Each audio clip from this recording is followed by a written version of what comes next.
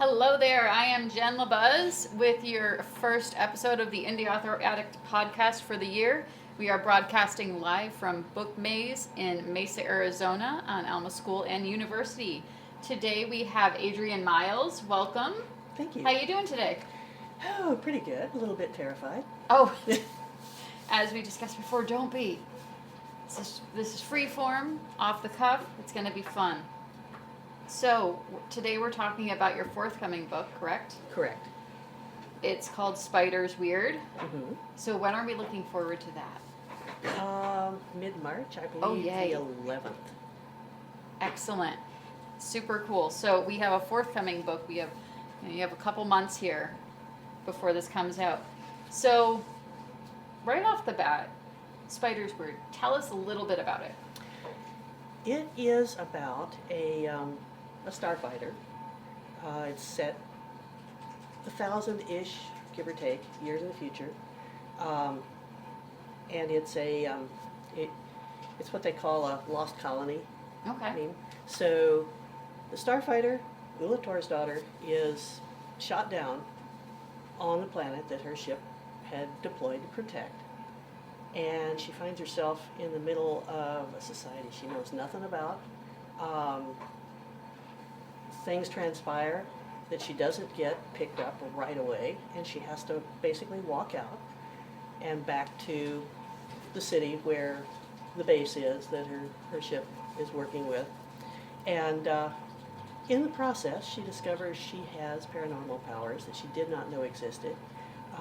There's a little bit of a mystery going on as to why this might be, and she has to deal with all of that.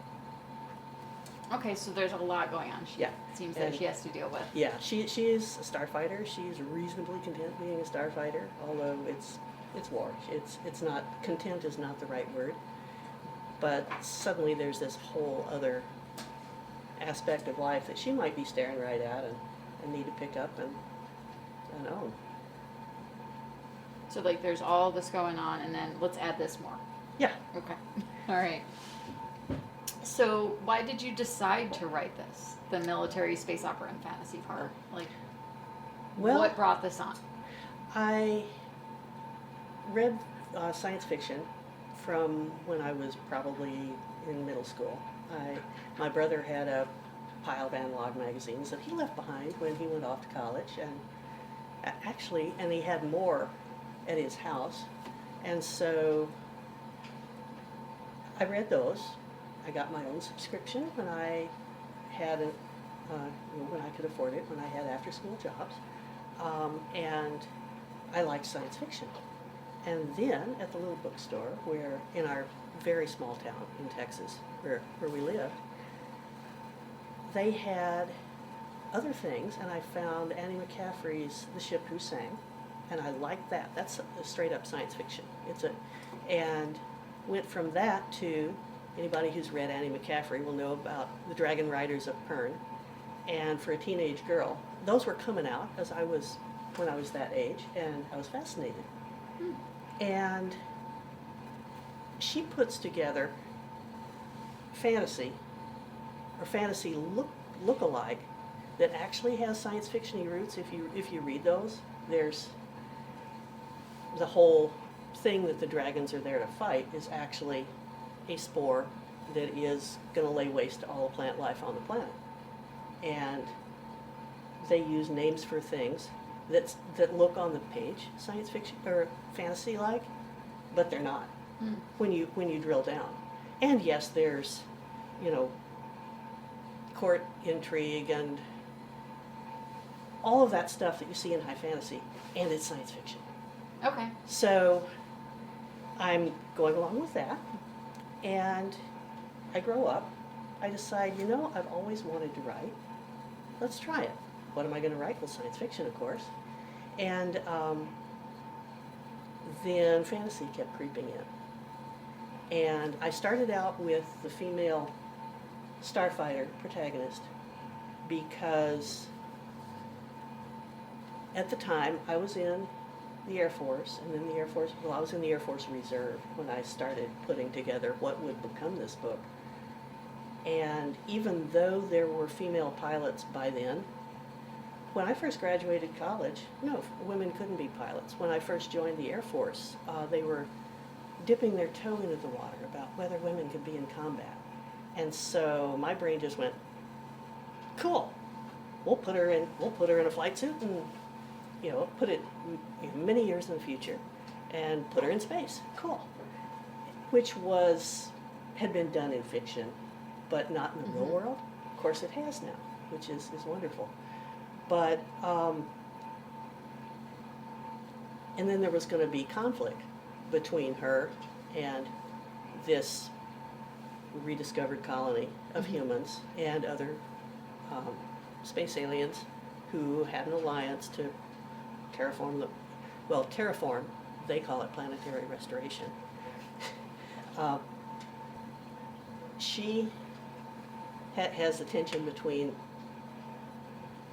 her background and the world she's on.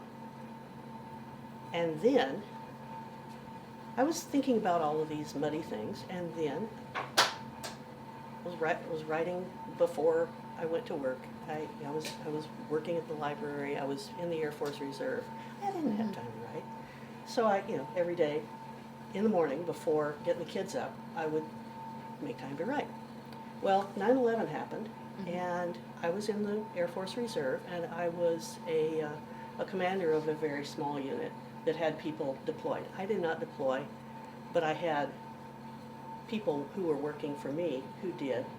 And there's a lot of administrative things you do to make sure they're taken care of. And I did that from my computer in my living room every morning in that slice of time.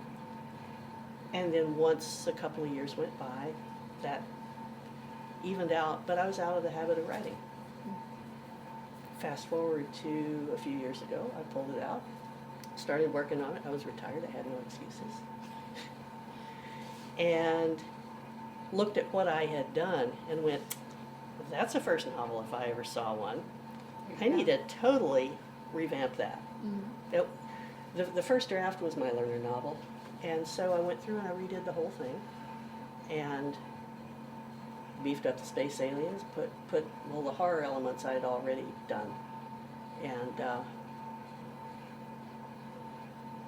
worked on it, showed it to people, did a book, and sent it out, asking, looking for agents, and then I pitched it at the Mesa Book Festival to Bob, and he said, "Send me your first 3 chapters." I was like, "Yes." Yes. And here we are. Entry. Awesome. So, in that talk you touched on, and it's one thing I usually ask later at the end, but I liked how you wove this into telling us about the story, is your author origin and how you got started in writing. So you talked a little bit about giving yourself just little bits of time every morning to write. Was there any specific thing maybe when you were younger that you're like, I'm going to start writing right now, or was it just then? Well, I was around writing always. My dad taught English at a small college in West Texas, and his research focus was folklore. He would, we would go someplace, he would sit down with some random person and start talking, and he would, ask them, do you mind if I take notes and save this in my collection? And they'd usually say fine. And he collected stories from just around. It was West Texas. A lot of Native American and, and Hispanic influence there, and all kinds of wonderful stories. Like we had La Llorona there, who is different than La Llorona here in Phoenix. And we could probably do a whole podcast about the Marfa Lights, but not today. Lots of stories about those. And so I grew up around stories, and reading was just something we did. And I never really thought I would do it right myself. Well, actually I did when I was in high school. Okay. I did do some writing, sent some stuff off, And of course, I got rejection slips back because my life experience was